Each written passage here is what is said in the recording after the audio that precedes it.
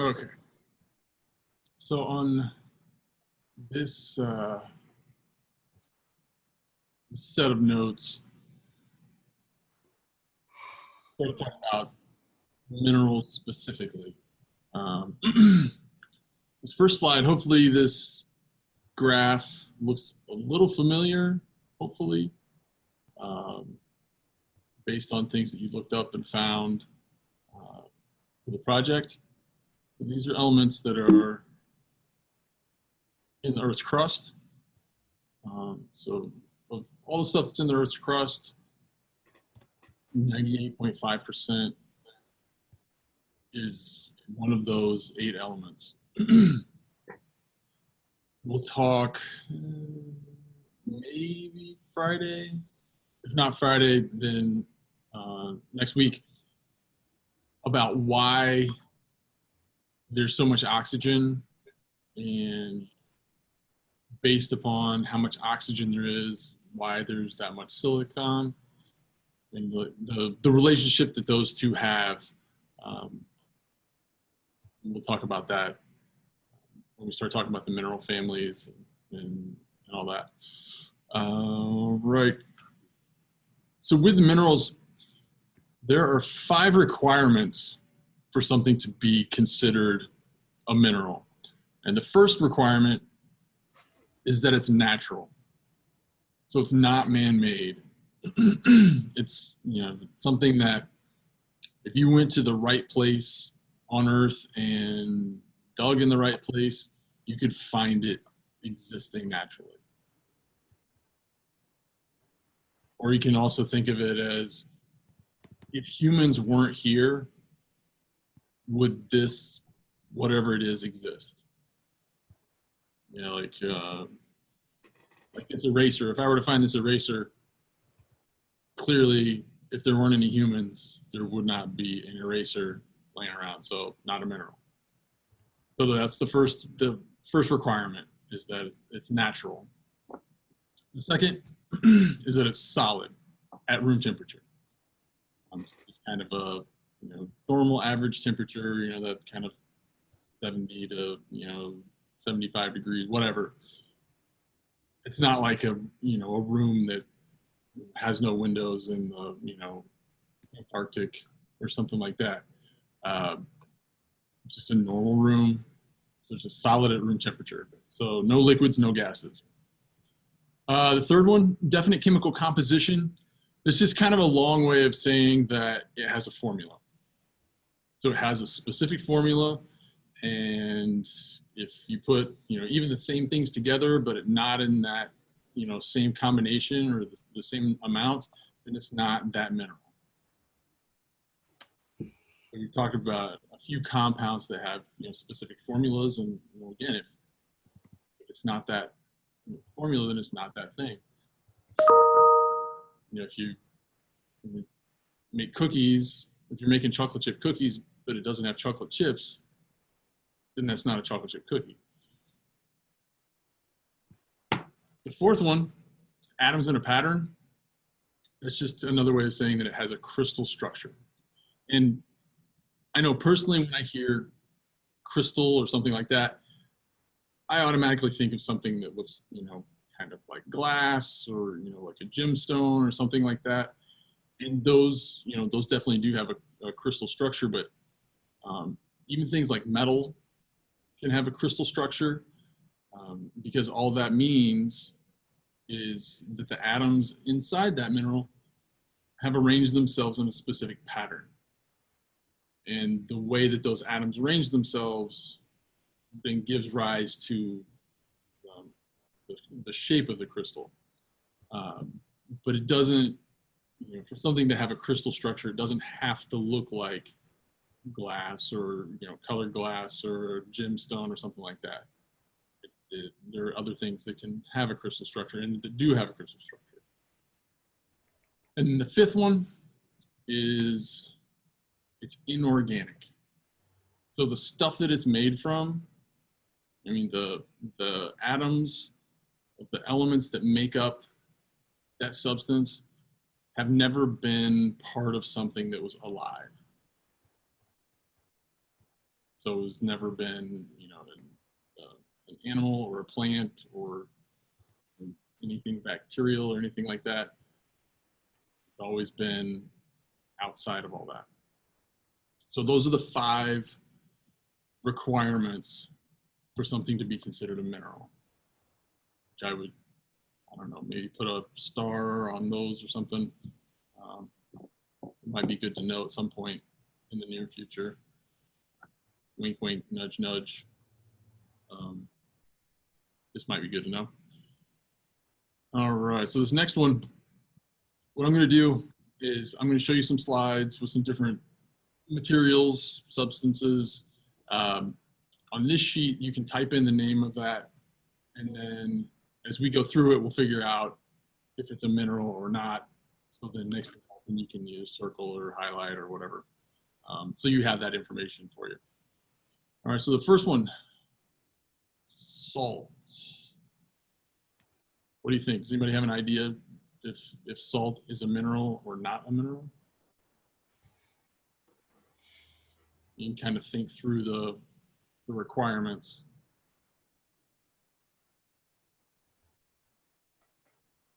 Good. Salt is a mineral. It meets all those requirements. It's definitely natural. It has crystal structure, has a formula. It's inorganic. Yeah, has them all. The next one, how about a diamond? How about a diamond? Yes.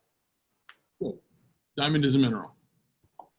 It obviously doesn't come out of the ground looking like that, but diamonds are minerals, an important mineral, and we'll talk more about them. Probably talk about them a little bit tomorrow. Definitely a mineral.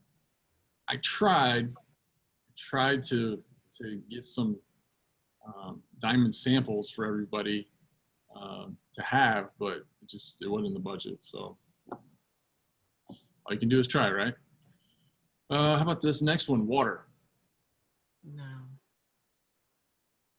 Right. And it could be fresh or salt, but it doesn't matter because it's not a mineral. Because the big one is that it's not solid. It's definitely liquid at room temperature. So water's not a mineral. But the next one, this one's maybe a little tricky. Maybe. What about glass? Can you go back? To that one? Whoops. Yeah. All right. What about glass? Yes. Like I said, this one's a little tricky, and I mean, there's some kind of arguments kind of either way, sort of. But glass is not, in this form, is not a mineral. The big thing that kind of disqualifies it is that in this form, it's not natural. If there weren't any humans on Earth, you wouldn't have something that looked like a candy jar or whatever that is. I don't know. You wouldn't have panes of glass for a window if humans weren't here. You wouldn't have that stuff just occurring naturally. Now there are instances where you can have lightning strikes. It'll strike the ground to where it could fuse sand crystals together, which that's basically all glass is little pieces of quartz or sand that's been melted, or sometimes if there's a meteorite that strikes the Earth and there's sand there, the energy and heat from that can fuse grains of sand together to form kind of a naturally occurring glass.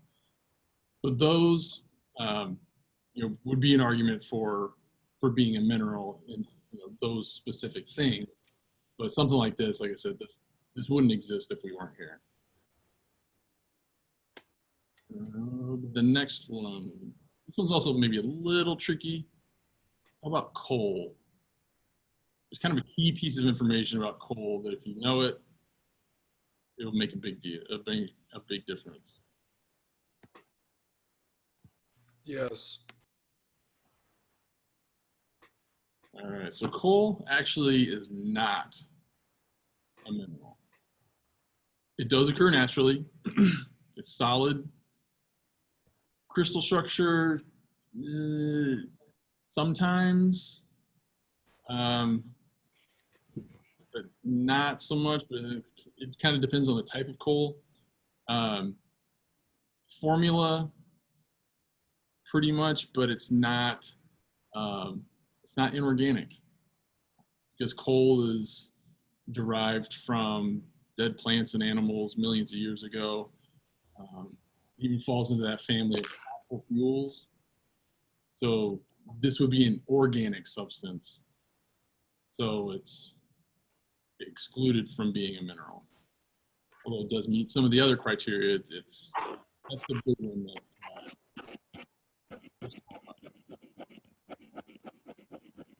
the next one, what about gold? Mhm. No.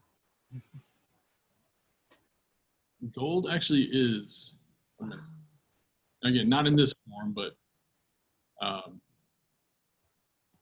gold, it occurs naturally. It meets all the other requirements. So gold is a mineral.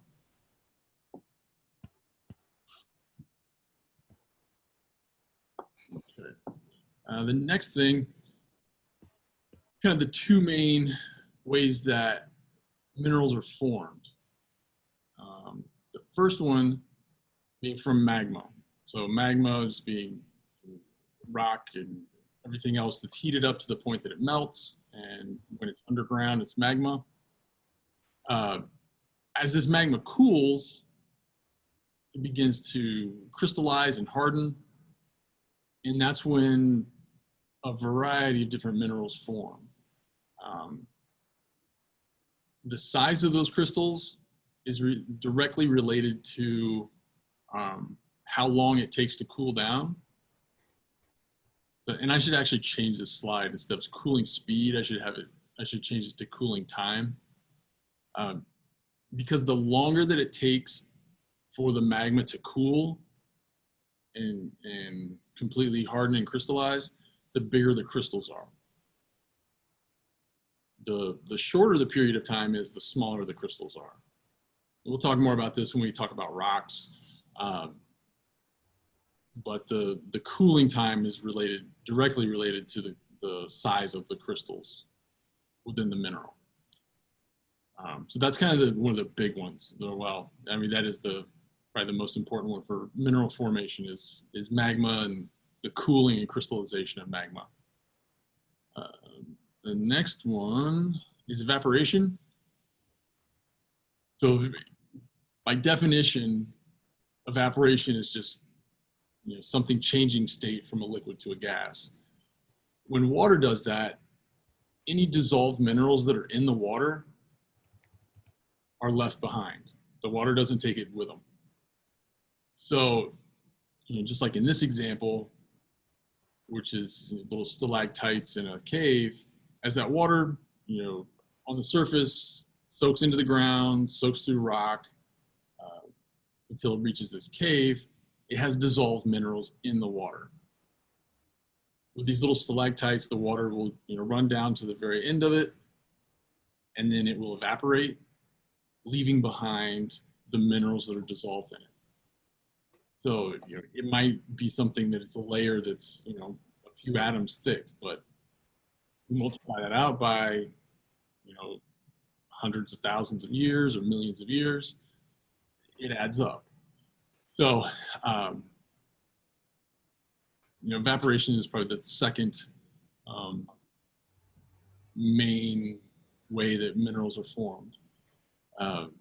The size of the crystals and the size of the minerals when they're formed by evaporation is really only limited to size or the space available. So, I mean, if it's a huge space, if it's a huge cave, then those crystals and those minerals they could fill up the whole place. But if it's a small area, then it's going to be limited because it's a small area. And I kind of touched on this with crystals, but the way that the atoms are arranged in the crystal structure of a mineral, you know, is directly responsible for, you know, first off, the shape of the crystal, but then all the characteristics that go along with it. So, you know, the density of it, the hardness, which we'll talk quite a bit about, you know, even minerals that can have the same formula can have different crystal shapes and different crystal structures. Can you go back, please? Pardon me? Could you go back? Okay, thank you. But even ones with, you know, the same formula, depending on where they're formed and how they're formed, can have different crystal structures, which give, you know, rise to different characteristics and different properties. And so the crystal structure is really important in the characteristics and determining the characteristics of a mineral. In these last couple slides, I'm not going to ask you to memorize anything on this or ask you about it, but just some examples of some different crystal shapes. These are all pretty basic, you know, from just a basic cube to these where you have some skewing to where things aren't, you know, at 90 degrees. But some of the crystal shapes can, you know, be really, really complicated. But again, it's just, you know, how the atoms are arranged. So does anybody have any questions, or are there any slides that I need to go back to?